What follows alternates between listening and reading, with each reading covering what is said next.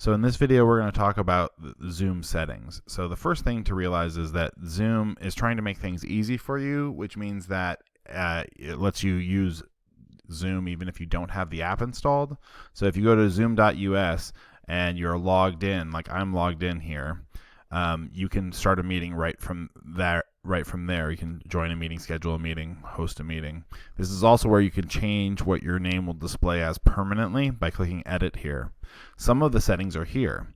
A lot of the settings for Zoom are not here though. A lot of them are in the Zoom app, and if you're on your Surface and you type in Zoom down here, you can get to the Zoom app.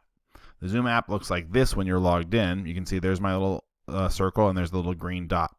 Having the Zoom app open tells people that I'm available, and it also allows me to set that I'm away or set to do not disturb to a certain amount of time. And if I start a Zoom meeting, I'll get a little red camera icon, and people can see it when they search for me. Like I'm searching for people and I can see, oh, this person's available and they're logged into their Zoom. None of the rest of these people are, seeing how none of their circles are filled in.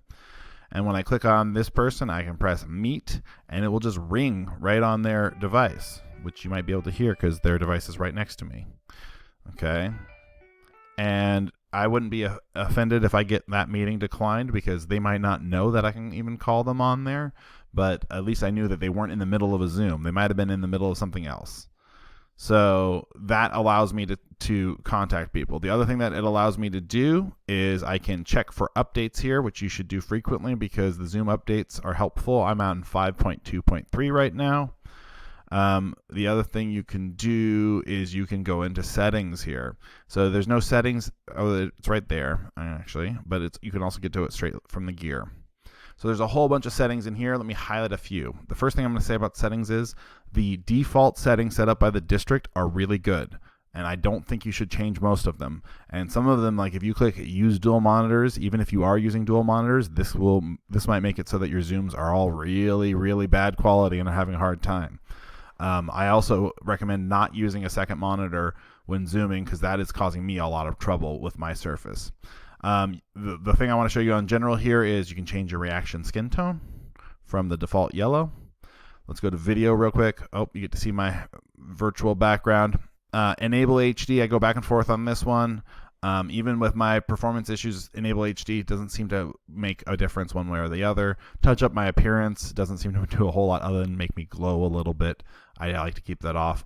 I also don't have mirror my video on. I want my text to be the right way around, but it is a little confusing because when I reach up with my left hand, it shows up on the right side of the screen. So depending on what you're trying to demonstrate, if you're trying to write things, really, really don't want to have that one on.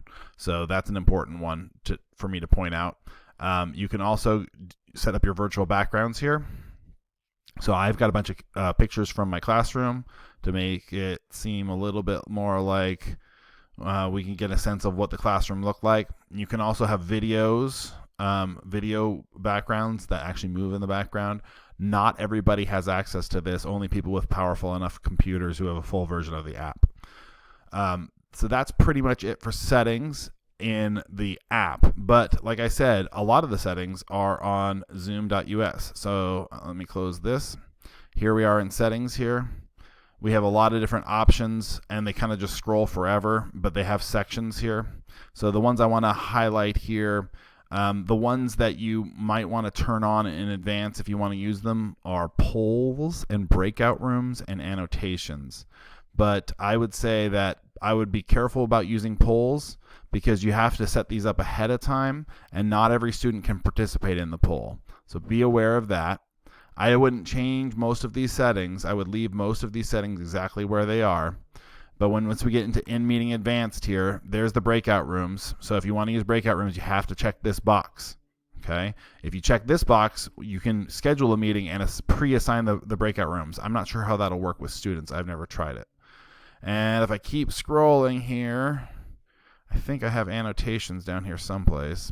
Annotations allows for during screen sharing, it allows people to scribble all over the screen. So you have to set up expectations. Here they are. They're in meeting basic right above the whiteboard. is turning on annotations. That's not something you can do in the middle of a Zoom. You have to do it ahead of time.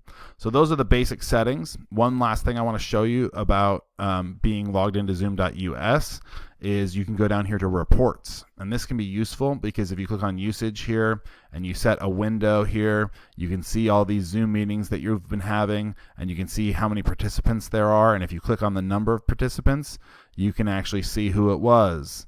Right? And so you can see that behind the scenes here, I was using somebody for an example here, and they were changing their username a lot, but I can always see their email. Most of our students, this is blank right now, but maybe when we have named accounts, that will change. So that's all I wanted to show you about settings and setting things up in those two places.